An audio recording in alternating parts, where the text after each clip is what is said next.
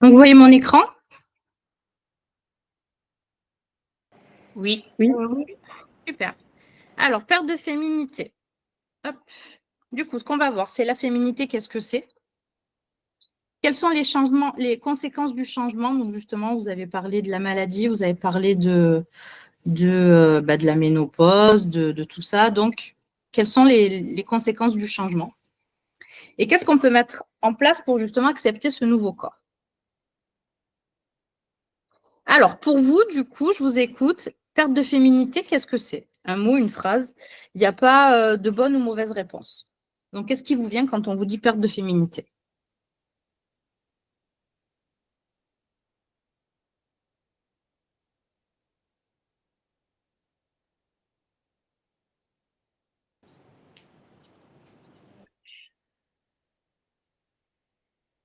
Allô, allô? Il y a quelqu'un? Oui, mais c'est Oui? mais je saurais pas le définir. Alors, qu'est-ce qui te vient là? Quand tu penses à ça, c'est quoi qui vient? Féminité, mais après perte, je sais pas. En tout cas, c'est Alors, plus au niveau de peut-être au niveau de alors, l'apparence, je sais pas. la confiance? L'apparence. L'apparence? Ok. Ok, donc pour toi, c'est l'apparence. Quoi d'autre? L'attitude, Hmm. le mental, en fait, comment l'état d'esprit dans lequel on est aussi. Est-ce qu'on dégage, voilà, si c'est plutôt féminin ou non, en fait. Ok, on Moi, je pense dégage. qu'il y a l'aspect physique et il y a l'aspect psychique aussi. Ok. Pour moi, en fait, c'est pareil, c'est l'aspect physique qui joue sur l'estime de soi. Donc, en fait, des fois, voilà, en fait, on n'accepte pas certains changements physiques qui jouent au niveau du moral et notre l'estime de soi. Ok. Est-ce que ça vous évoque autre chose? La sexualité, peut-être. Ouais.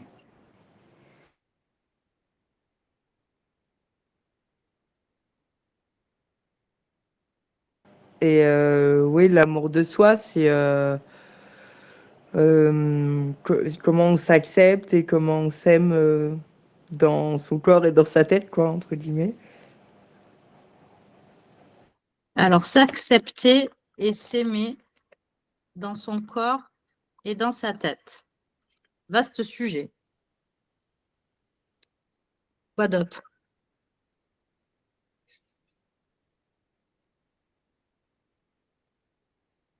C'est déjà bien. Alors, du coup, là, on va voir les définitions. Excuse-moi, est-ce qu'on peut mettre en plein écran le diapo? Parce qu'en fait, on voit l'onglet à côté et du coup, on voit pas trop ce qui est écrit. Je sais pas si c'est possible. Je vais grossir parce que sinon, moi, je ne vous vois pas. Hop. Ok, Sinon, je ne vois pas qui parle. Hop. Voilà. merci. C'est bon, là? Vous voyez correctement? Ça va. Ça va. Alors, du coup, on va voir la définition. C'est les définitions qu'on peut trouver quand on tape féminité. Alors, c'est pas vrai ou faux, hein, en tout cas, c'est des définitions qu'on peut trouver. Donc, la première, c'est ensemble des caractères anatomiques et physiologiques propres à la femme. Donc, sur la féminité. Donc, les seins, système de reproductif, cheveux, sourcils, cils. Donc, ça, on est vraiment sur la partie physique. Et sur une autre définition, j'ai trouvé ensemble des traits psychologiques considérés comme féminins. Donc, le stéréotype émotif. Ça m'a fait sourire. Euh, Qu'est-ce que vous en pensez de ces définitions? Vous êtes d'accord? Vous n'êtes pas d'accord? Je pense qu'il y a plus à développer quand même. On est d'accord. Ben justement, Élise, Comment tu pourrais développer? Qu'est-ce qu'on pourrait ajouter? Oh là là, la femme est complexe et a plein d'atouts et de cordes à son arc, je pense. Et il y a peut-être aussi un peu le fait de la femme un peu multifonction d'aujourd'hui par rapport à avant, en fait. Voilà, je développerai pas plus trop, mais on a à peu près compris, je pense. Alors, donc tu as dit multifonction. Qu'est-ce qu'on peut ajouter? Bah, multicasquette, quoi, en gros. Parce qu'il y a le côté euh, bosseuse à fond, en même temps super maman, en même temps, en fait, super femme, entre guillemets, fatale, comme, enfin, c'est un peu les stéréotypes qu'il y a, quoi. Sportive, etc., qui mange bien, voilà.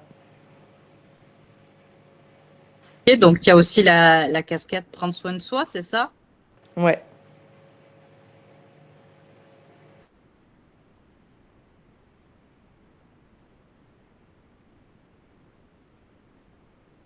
Qu'est-ce qu'on peut ajouter d'autre?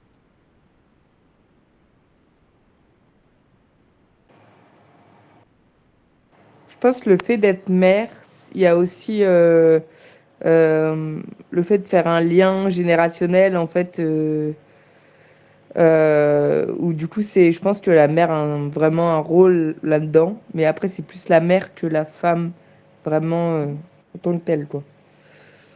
Donc, on différencie du coup le rôle de maman et le rôle de femme, Ouais, mais qui va quand même avec. c'est ça. Ok. Alors, du coup, dans ce qu'on a vu là sur la féminité, qu'est-ce que c'est? Donc, on voit qu'il y a effectivement tout ce qui est voilà, scène, tout ce qui est physique et que la perte de féminité, elle peut être touchée dans ces domaines-là quand on peut être atteint d'une maladie, notamment le cancer. Et du coup, ben, comment on accepte ça? Et derrière, il y a aussi ce qu'on a dit tout à l'heure, la ménopause ou autre. On a grossi, ça peut être suite à une grossesse aussi, le corps échange et du coup, on s'accepte plus comme on est.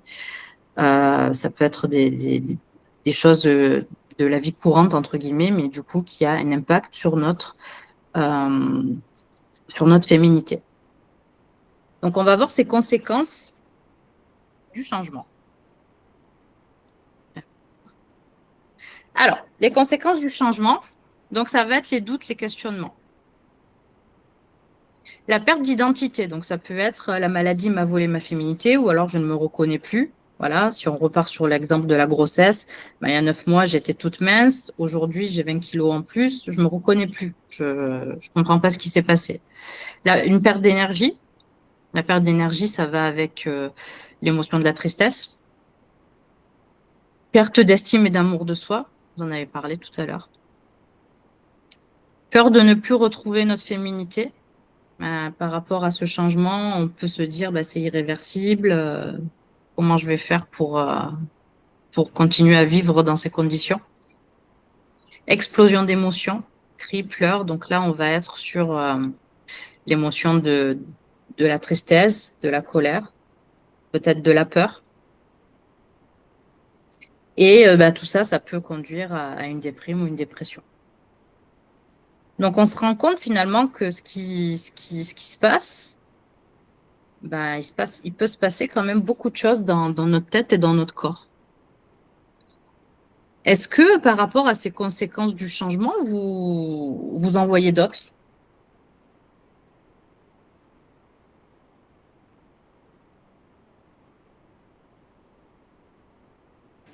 Le changement du corps aussi, je pense. Ouais, c'est-à-dire le changement du corps. Bah, au niveau physique, mais en même temps au niveau hormonal, peut-être. Changement du corps physique et hormonal. Ouais. Quoi d'autre?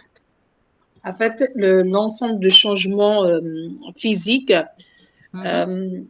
ça joue sur la confiance en soi. Après, voilà, en fait, de se, et, euh, et de chercher, en fait, bah, voilà, c'est un manque enfin, c'est pas un manque, mais ça joue énormément de se poser plein de questions. Voilà, enfin, en fait, bah, voilà, je rentre pas dans la telle tenue. Voilà, à mon âge, comment je vais m'habiller, comment le modèle du vie. Enfin, voilà, je rentre dans la vieillesse. Donc, en fait, bah, vivre comme à ma jeunesse et tout, voilà, à ce que en fait, je dois me rentrer dans un modèle, en fait, voilà, c'était ça, rentrer dans un modèle de ne pas avoir la liberté, c'est-à-dire, alors, je rentre dans la ménopause, donc je dois amener un rythme des gens de certain âge. Ah, d'accord. Donc, ça peut être, du coup, la conséquence, c'est que du coup, tu peut-être entrer dans une obligation de faire comme les autres qui ont cet âge-là ou qui sont comme ça. Ouais, c'est ça. Ouais, c'est ça. Devoir s'obliger à entrer dans un moule. C'est ça que tu veux dire? C'est ça, ouais, ouais, c'est stéréotypie en fait les choses. C'est-à-dire à certain âge, on doit vivre à ce modèle-là, certaines, enfin, je sais pas, en fait, ben, on ne doit pas vivre en fait ben, un modèle de jeunesse des âges en fait de vingtaine d'années, de trentaine d'années. Vous voyez ce que je veux dire? Donc on est un peu, voilà, enfin, on se pose des questions, voilà, en fait, on rentre dans cette tranche d'âge-là. Alors, comment accepter notre corps? Ça rentre pas dans mon jean, ça rentre pas. Et aussi, en fait, bah, de changer notre façon et l'esprit, en fait, de penser. Voilà, c'était ça, je pense. Je sais pas, c'est... Et donc, il y a aussi, du coup, qui va avec le changement de pensée. C'est ça, hein? Changement de pensée qui va avec ce changement du corps. C'est ce que tu veux dire? Ouais, c'est bien ça, ouais. En fait, bah, en fait, ça reste des questions. Parce que Mm. sinon, on ne sera pas accepté dans la société, dans l'entourage. Voilà, c'est... Voilà. Ok. Voilà. Peut-être qu'on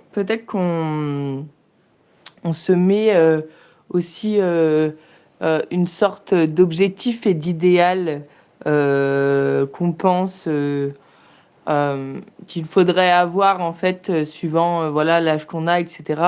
Et en fait, au bout d'un moment, on arrive à un constat où on n'est pas du tout dans l'objectif qu'on pensait ou l'idéal qu'on pensait. Et il y a aussi un peu euh, comment dire, euh,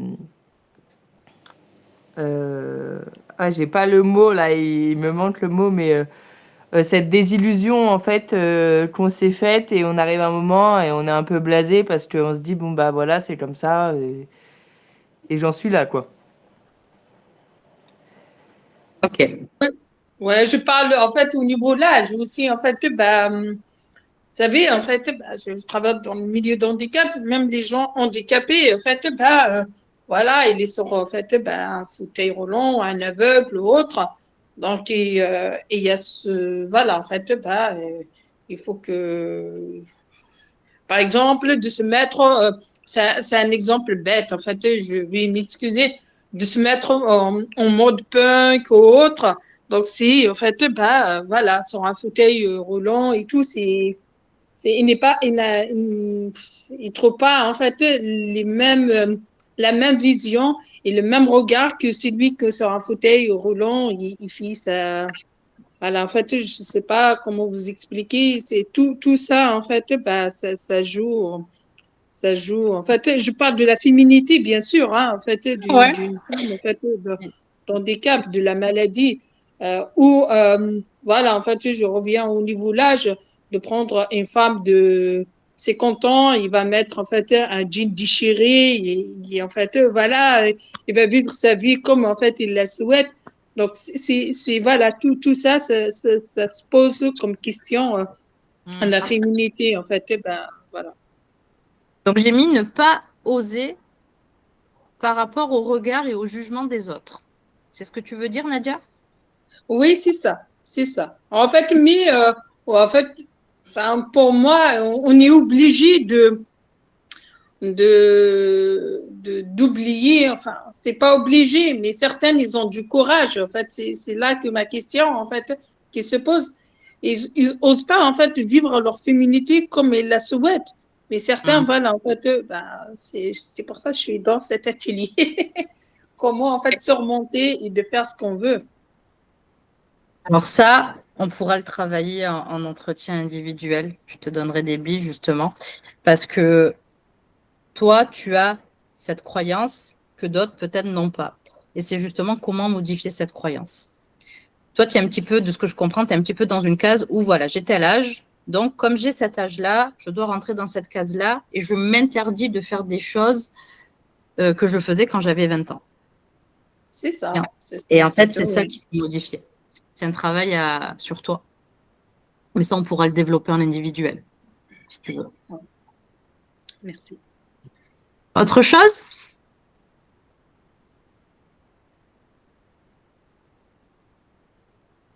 Bon, c'est déjà très bien.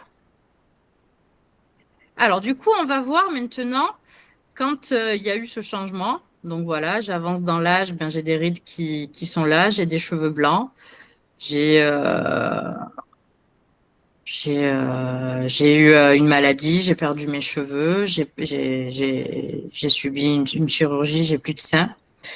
Ça peut être plein de choses. Voilà, j'ai grossi.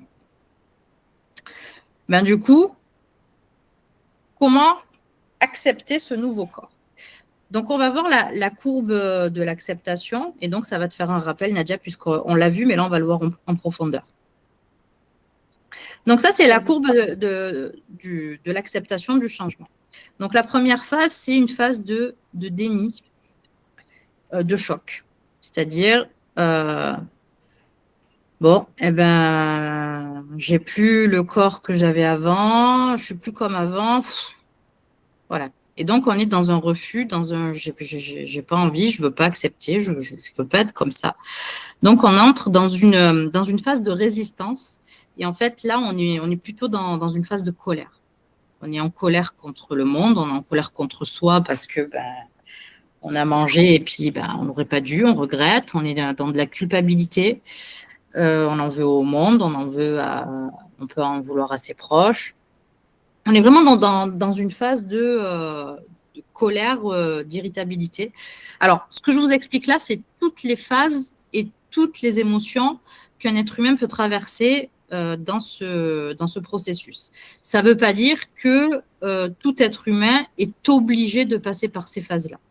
D'accord? On peut ne pas en avoir une, on peut ne pas en avoir deux, on peut ne pas être passé par la première, mais directement par la troisième. Voilà, on est tous différents, mais là, je vous explique vraiment toutes les étapes. Donc ensuite vient, après cette phase de résistance, de colère, vient la phase de tristesse où on est vraiment dans l'abattement. Et en fait, cette phase-là, c'est là où on est vraiment tout en bas.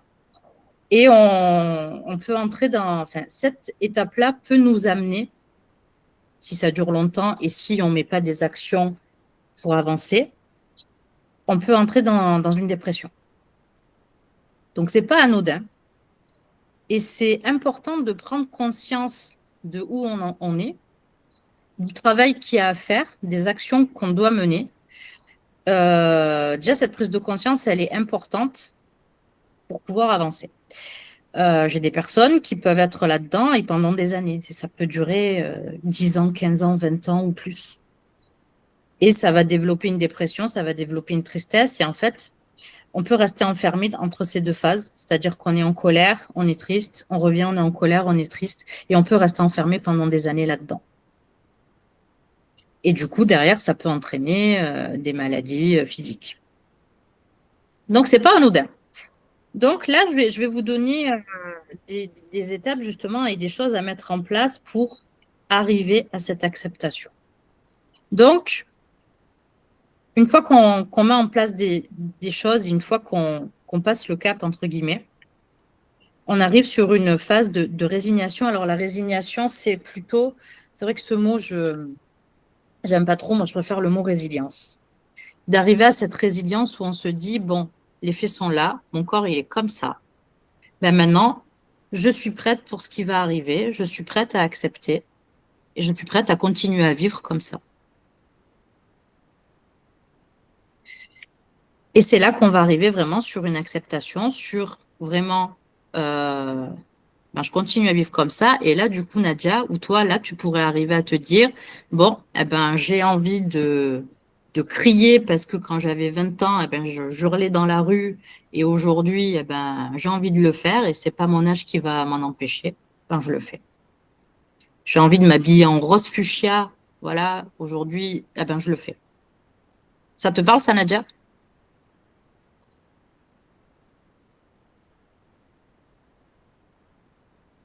T'es plus là? Ça, c'est, ouais. Après, je parle en général, mais Hmm. voilà, en fait, je pense, enfin, quand vous sortez en soirée, en fait, donc vous pouvez pas se permettre d'y aller dans la soirée des jeunes des vingtaines d'années. Et même, en fait, bah, dans notre tranche d'âge, il y a une façon de s'habiller, de montrer enfin, sa féminité. Vous voyez ce que je veux dire? Et, et puis voilà, en fait, bah, de se dire, oh, voilà, j'ai envie de mettre un jean, en fait, déchiré et de mettre, en fait, de vivre, enfin, mon look de punk ou autre. Bah, non, en fait, ben non. Enfin, est-ce qu'on parle, ça reste stéréotype? Ah oui, mais tu as des cinquantaines d'années, tu vas pas te permettre d'habiller comme ça. C'est un peu dommage, en fait, ouais. Ok. Donc C'est la, voilà, c'est la même chose quand on arrive en fait dans la vie active. Donc moi je vais aller sur mes 34 ans et en fait tout le monde est en couple, tout le monde fait des trucs tranquilles, voilà. Et en fait bah moi j'aime bien faire des soirées déguisées, j'aime bien faire des trucs inattendus, voilà. Mais c'est vrai que ou m'habiller voilà avec un sweat, je m'en fous. Mais en fait c'est pas on nous prend encore pour des gamins en fait quand on fait ça alors qu'on ne l'est pas. Mais il y a un truc à ce niveau-là où vu qu'on n'accepte pas son corps, bah du coup on s'en fout un peu de comment on s'habille et voilà. C'est Voilà. limite pour ça. Je suis tout à fait d'accord avec Elise. Et nous considère que, voilà, en fait, ben, moi, je le prends, oui, on n'est pas, à leur niveau, on n'est pas intelligent, je sais pas comment, en fait, j'arrive pas à trouver les mots. Mais alors que voilà, il y a cette histoire de physique, en fait, ben, qu'il y a un A- jugement dessus, en fait, sur l'estime de soi. Enfin, je sais pas. Après, on est dans une société d'image et justement de ce qu'on représente en fait au niveau physique, que ce soit pour un entretien, que ce soit pour un date, que ce soit auprès des gens, du boulot. En fait, tout est dans l'image et l'apparence, quoi. effectivement. Et du coup, c'est déjà dans un premier temps, là, on a vu ce qui se passe dans notre corps à nous, hein, dans notre corps, dans notre tête, dans nos émotions. Et derrière se rajoute la pression de la société. J'ai grossi, oulala, qu'est-ce que mon patron va penser, qu'est-ce que ma belle-mère va penser, qu'est-ce que le voisin va penser. Donc c'est vrai que ça rajoute du coup une pression et ça rajoute derrière ben, là-dedans ces émotions-là. Et ça, on peut rester aussi, ça peut nous enfermer aussi dans cette phase-là. C'est pour ça que c'est important de relativiser. Et je vais vous expliquer la suite, mais aussi d'arriver à lâcher prise sur les jugements des autres. C'est facile à dire, mais c'est un travail à faire sur soi, du coup, justement, d'arriver à couper avec ce que les autres pensent et à se prioriser soi. Par rapport à ça, est-ce que vous avez des questions?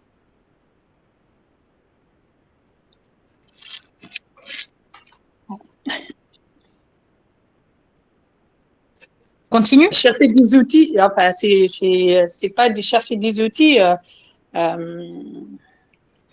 c'est pas de chercher des outils. En fait, bah, c'est d'accepter, voilà. En fait, bah, d'accepter, voilà, c'est d'accepter.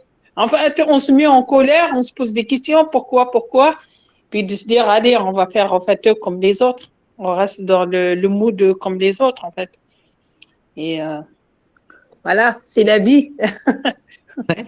Est-ce que c'est facile de faire ça? Eh ben, on est obligé, sinon on va pas, en fait, on sera pas accepté en fait par la société. Voilà, c'était ça.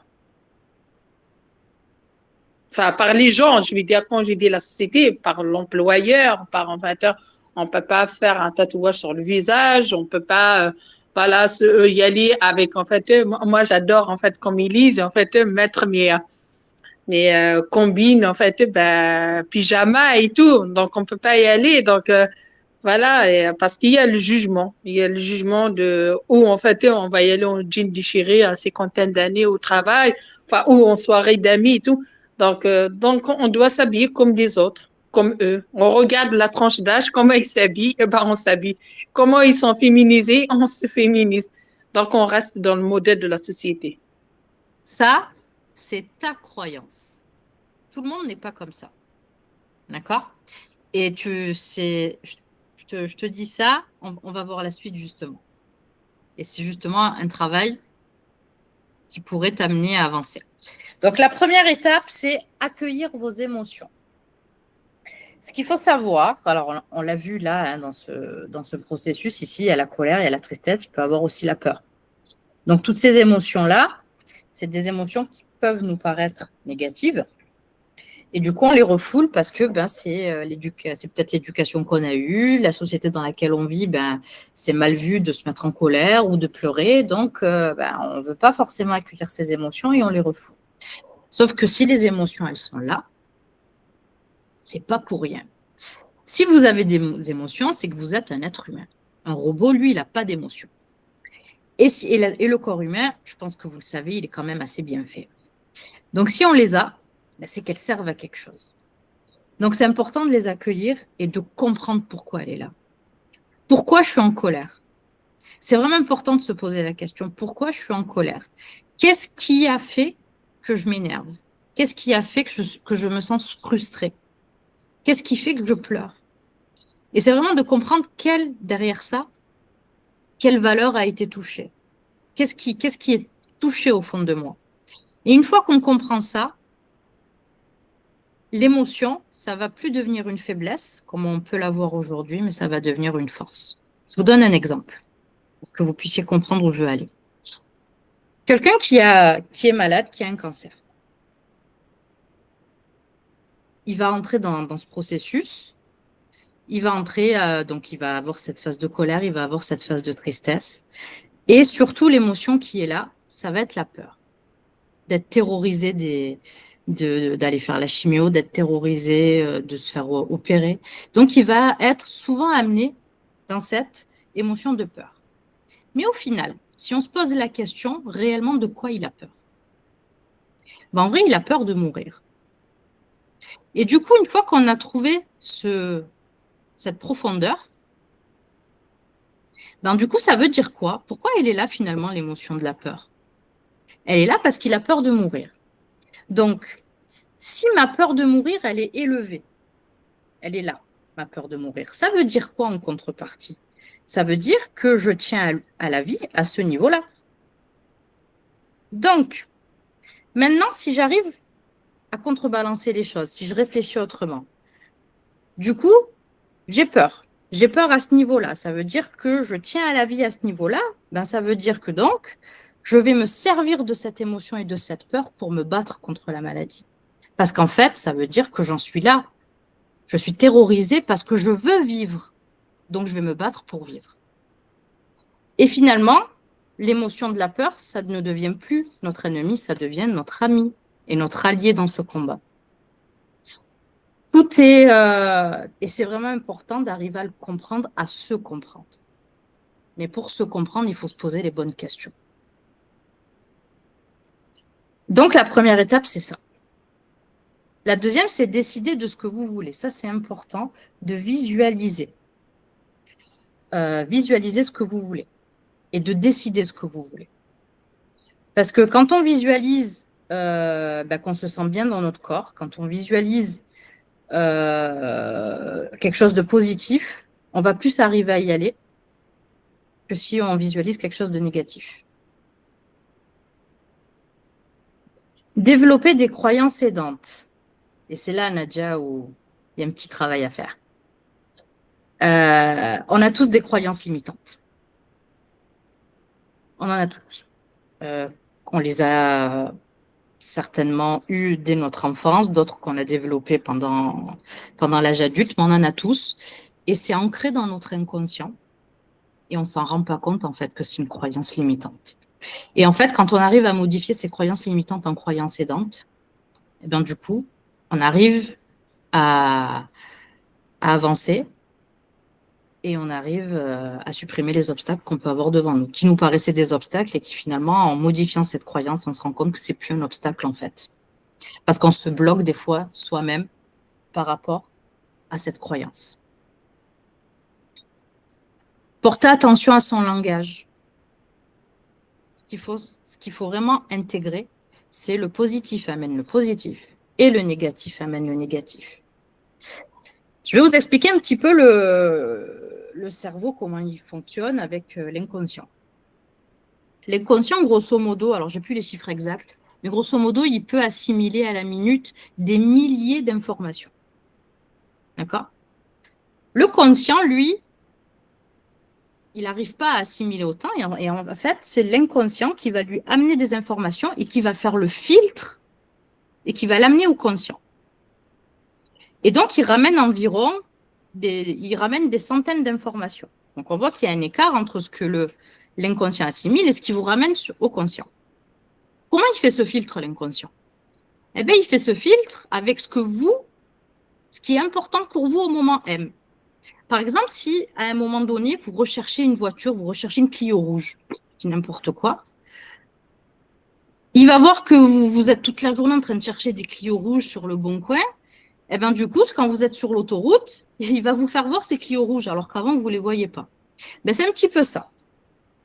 Ce qui est important pour vous en ce moment, lui, il fait ce filtre et il vous l'amène. Donc, si toute la journée, vous lui dites « je suis nulle, je suis pas belle, je suis grosse, je ne vais pas y arriver », mais du coup, qu'est-ce qu'il fait? À chaque fois qu'il y a un bourrelet qui dépasse, il va vous l'emmener devant vous. Quand vous n'avez pas réussi quelque chose, il va vous l'emmener devant vous et il va vous ramener le négatif. Maintenant, si on arrive à changer cette façon de se parler à soi-même, ben, du coup, qu'est-ce qu'il va faire, lui? Ce qui est important pour elle, c'est le positif. Eh bien, je vais lui montrer, du coup, le positif. Et là, il va vous ramener devant vous ce positif. Et c'est vraiment une rééducation à faire au quotidien. Ce qu'il faut savoir, c'est que l'inconscient, pour le rebooter, c'est une rééducation. Et cette rééducation, il faut la mener tous les jours par des actions, minimum 21 jours. Donc, c'est vraiment un travail quotidien. C'est pas comme ça. Et du coup, décider d'agir. C'est-à-dire qu'avec tout ça, là, ben, du coup, qu'est-ce que je mets en place et qu'est-ce que je mets en action et comment je le fais. Et je le fais. C'est ce qui va vous permettre ici, par l'action, si on reprend là, de remonter la pente. Je mets des actions en place, des objectifs, bam, bam, bam, et je vais avancer. Si je reste là, avec mes idées noires, ma colère, ma tristesse, et je vaux rien, et je suis nulle, et je suis moche, et je suis vieille, on va rester là-dedans et on va tourner en rond pendant des années.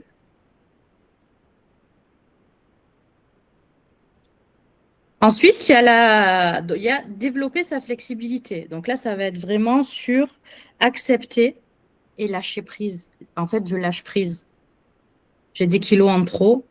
Bon, ben, ils sont là, voilà. Donc, je lâche prise. Je rentre plus dans cette robe. Bon, ben, je vais au magasin et je vais m'acheter des tenues qui me vont.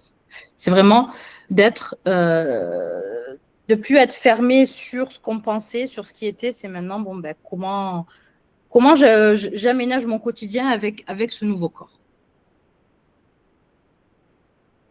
Se poser les bonnes questions. Donc, on va se poser les bonnes questions, ça va avec justement porter attention à son langage. Et je vous donne un petit outil, c'est de remplacer le comment par pourquoi. Non, l'inverse, de remplacer pourquoi par comment. Si toute la journée, on se pose la question, pourquoi j'ai grossi? Pourquoi je suis moche? Pourquoi j'y arrive pas? C'est quoi la réponse qui vous vient? Est-ce que la réponse qui vous vient à ces questions, est-ce qu'elle est positive? Maintenant, si on remplace par comment je pourrais faire pour me trouver belle? Qu'est-ce que je pourrais mettre en place? Comment je pourrais maigrir? Ben là, du coup, on est dans des actions concrètes, dans de la réalité et du coup, dans du positif.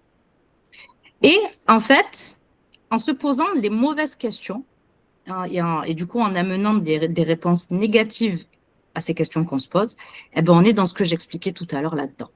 Par exemple, là, si je vous pose la question, qu'est-ce que vous avez mangé ce matin au petit déjeuner? Vous ne comptiez pas répondre, vous ne comptiez pas prendre la parole. Mais votre cerveau, qu'est-ce qu'il a fait? Vous amenez la réponse. Si vous avez emmené un pain au chocolat, il vous a mis le pain au chocolat, là. Eh bien, en fait, c'est ça qui se pose toute la journée. C'est quand vous posez des questions qui commencent par pourquoi à votre inconscient, à votre tête, eh bien, ça vous ramène toute la journée quelque chose de négatif. Et on le tourne en boucle avec du négatif. Et donc, forcément, l'estime de soi, la confiance en soi, l'amour de soi, ben, il s'écroule. Apprendre à dire non. Dire non dans notre société, dans notre éducation, donc il y en a qui disent non plus facilement que d'autres, mais c'est se respecter. Si pour nous, de dire oui, ça va vraiment entrer dans notre intimité, on ne se respecte pas. Donc si c'est compliqué pour nous de faire cette action, ben on dit non. Et c'est vraiment, du coup, poser des limites, apprendre à poser des limites, c'est important. Ensuite, apprendre à méditer. La méditation, la sophrologie, ce genre de choses, ça permet vraiment d'aider l'inconscient à se poser les bonnes questions, justement, à trouver des réponses. Des fois, en méditant, on peut trouver les réponses, on peut trouver des solutions. Et ça permet de prendre soin de soi aussi. Et en 10, trouver du soutien dans ces étapes. Est-ce que vous avez des questions?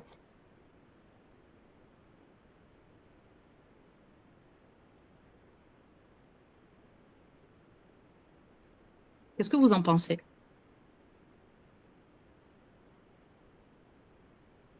Moi, je trouve que c'est bien. Ouais, je trouve que c'est bien. Il faut être objectif, en fait, dans la vie. Ouais. Il faut, ouais. Après, il y a certaines, oui, je les accepte, comme vous le dites. Certaines, C'est plus compliqué. ah ben, je dirais oui. Sauf si, en fait, je suis une star, en fait, ben, je peux me mettre à l'aise. Enfin, vous voyez, les stars, par exemple, les acteurs, enfin, voilà, les célèbres et tout, ils peuvent, en fait, faire ce qu'ils veulent. Et on est, je pense, en fait, ça reste, même si on fait ce qu'on veut, mais on est limité dans la société. On revient sur ta croyance limitante. Ah, On revient sur ça. C'est vraiment ancré en toi et ça t'empêche justement d'avancer. enfin, c'est impossible, en fait, bah, je sais pas, mais c'est impossible de féminin, en fait, enfin, chacun, comment il voit la féminité, mais il y a le jugement, en fait, de la société, donc, en fait, on est limité, enfin, je pense que, oui, on est limité, surtout dans le cadre professionnel et, euh, et dans l'entourage, enfin, je pense qu'on est limité, sinon, Donc là, on est ouais. sur une croyance où on est limité parce qu'on est jugé. Ah, Et ouais, mais est-ce que c'est vraiment vrai? Ça, c'est toi qui le crois. Tu vois ce que je veux dire? C'est ça, en fait, ouais. hein. Et c'est là, en fait, le travail à faire. Là, c'est toi c'est ton blocage. C'est ton mur et du coup, tu vois, aller là, ben, du coup, pour toi, déjà, c'est compliqué parce que tu pars déjà du principe que c'est impossible. Je sais pas. Enfin, par exemple, moi, c'est un exemple. Là, on peut pas y aller. Enfin, certains métiers. Enfin, dans mon métier, moi, en fait, bah, sanitaire et social, on peut pas y aller. En fait, bah, travailler auprès des personnes. En fait, bah, voilà, et, d'y aller avec en fait un visage tatoué. De toute façon, l'employeur il vous accepte pas. Des piercings ou d'y aller en fait, bah, à certaines il y a une certaine, en fait, il y a le jugement, c'est ça. Donc, Alors, ça certains peut, événements, en fait, c'est ça. Et alors que si c'est ma féminité à moi, enfin, vous voyez ce que je veux dire? alors, si au travail, effectivement, on n'a pas le droit d'avoir des piercings, c'est l'exemple que tu donnais, bah, Ouais, tu peux te percer toute la tête si tu as envie, mais au travail, ouais. ben, du coup, effectivement, tu vas l'enlever parce que tu dois rentrer dans ce mood-là. Mais après, le week-end, tu fais ce que tu veux. D'accord. Et en fait, la soirée d'amis, si, je sais pas, moi, en fait, voilà, je rentre dans l'âge des seniors. Donc, on En fait, reste sur ça. Mais ah, effectivement, voilà, si, oui, si on pourra développer ça en individuel, du coup, Nadia. avec plaisir. Les autres, est-ce que vous avez des questions ou des choses à développer sur ça? Non, c'est OK. Ouais. Alors, du coup, ben là, je vous ai donné quelques billes pour justement accepter. On se rend compte que c'est pas une mince affaire finalement, hein, l'acceptation, hein. Et on se rend compte que c'est pas si facile que ça de remonter ici tout ça. Alors, je vais vous donner quelques outils, quelques exercices. Hop. Donc, pour évacuer sa colère par des activités physiques. Donc, activité physique, ça peut être du sport, mais ça peut être aussi du loisir. Ça peut être du chant, ça peut être de la guitare, ça peut être. Et c'est y exprimer sa colère, exprimer sa peur. Enfin, c'est vraiment exprimer ses émotions, en fait, hein. C'est pas que sa colère, hein. Et par l'écrit. Moi, c'est vrai que c'est quelque chose qui m'aide beaucoup. Après, on est tous différents. C'est pour ça que c'est important de trouver ce qui nous permet vraiment d'évacuer ses émotions. Mais moi, c'est vrai que quand je suis pas bien, quand je suis énervée, quand je suis stressée, quand j'écris et le fais, et ça me permet en fait où je visualise ce détachement et où je me dis, ben maintenant mon émotion, elle est là, elle est posée sur le papier, elle est plus collée à mon corps. Et je visualise en fait ce détachement, ce qui me permet d'arriver à gérer mes émotions. Est-ce que ça fait pas l'inverse d'écrire? Parce que moi, j'ai l'impression que ça ancre plus, encore plus les choses. On est tous différents. Après, c'est du coup, l'idée, c'est ça, on pourrait le développer en entretien individuel si tu veux. C'est justement, ben, qu'est-ce qui pourrait, moi, me permettre d'arriver à détacher ces émotions-là? Donc, toi, si d'écrire, ça permet d'ancrer dans ton cerveau, ben, du coup, est-ce que ce serait de le crier?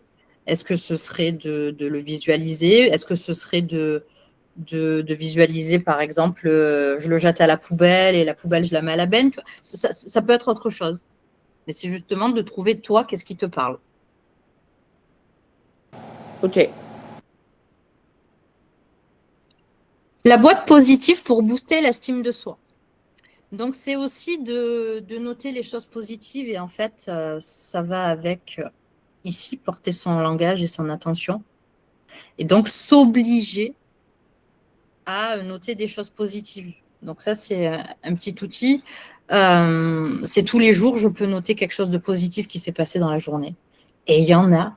Alors, ça peut être des petits trucs, ça peut être j'ai bu mon café dans ma terrasse, ça m'a fait du bien. J'ai passé un moment avec une amie, ma mère, ma cousine, ça m'a fait du bien. J'ai réussi à faire un gâteau, je suis fière de moi. Voilà, ça peut être vraiment des choses bêtes, ça peut être des choses qui sont super chouettes, et ben on le note. Mais en tout cas, tous les jours, on s'oblige à noter quelque chose de positif. Et on le met dans une boîte. Donc, vous prenez un bocal à confiture, ce que vous voulez, et on le met dedans.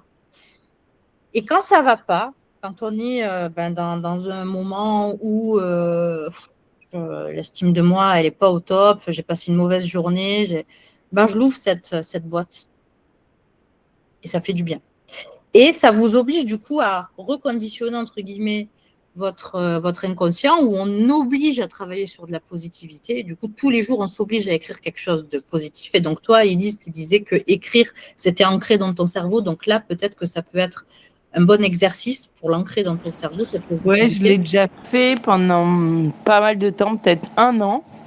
Et là, donc ça m'a fait vraiment du bien. Bah, c'était avec ma psy où elle m'avait dit oblige-toi à écrire 3 éléments positifs par jour. Après, je le faisais même au boulot, même si les gens ils étaient négatifs, ils n'arrivaient rien à trouver. Enfin bref. En fait, là, je suis un peu à l'après. Ou est-ce que je dois encore le continuer, mais est-ce que c'est toute ma vie ou est-ce que c'est juste... voilà. Ok. Ben, ça, on pourra en parler en individuel et justement, c'est en fonction, d'où l'importance de cet entretien individuel, c'est en fonction de où vous en êtes, comment on avance. Donc, si tu l'as déjà fait, ben, c'est super. Donc, tu as vu que c'était positif et bénéfique. Mais qu'est-ce que je peux ajouter d'autre? Qu'est-ce que je peux faire d'autre pour cette positivité? Effectivement, ça peut être une question qu'on pourra développer toutes les deux. Et moi, donc, après, j'ai d'autres exercices qu'on pourra voir. Alors, l'idée, c'est, j'en ai plusieurs, hein, à travailler sur la positivité, sur comment se détacher des émotions. Voilà, j'ai plusieurs exercices. L'idée, c'est que pendant cet entretien individuel, qui n'est pas obligatoire, c'est pour ceux qui veulent, d'aller plus loin et de vous donner le bon exercice qui va vous faire du bien et vous permettre d'avancer. On est arrivé au terme de ce webinaire. Est-ce que vous avez des questions?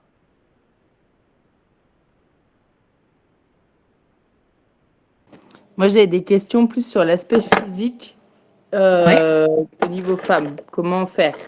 Il n'y a pas de mode d'emploi, en fait. Alors, au niveau femme, qu'on va en faire? Tu peux développer ta question? Comment se sentir femme au niveau physique, aussi bien pour soi que de l'image qu'on donne. Comment se sentir femme au niveau physique? OK. Et par rapport à l'image qu'on donne. Donc, par rapport à l'image qu'on donne, après, le tout est comment toi tu le vis, en fait. Est-ce que c'est un réel besoin ou est-ce que c'est pour répondre à des critères de la société? Non, je pense que c'est un besoin. OK. Parce qu'en fait, il y a aussi le changement avec l'âge au cours de la vie. Et Mhm. en fait, moi, vu que j'étais malade à mes 18 ans, j'ai mis 10 ans à me remettre.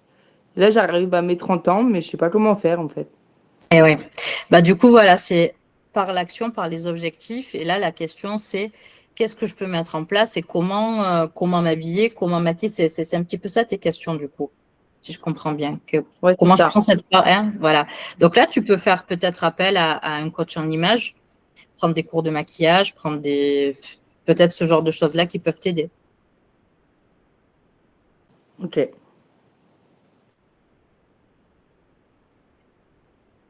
Hop, du coup, j'arrête.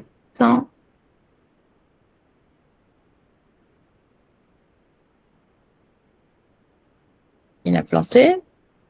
Vous êtes toujours là.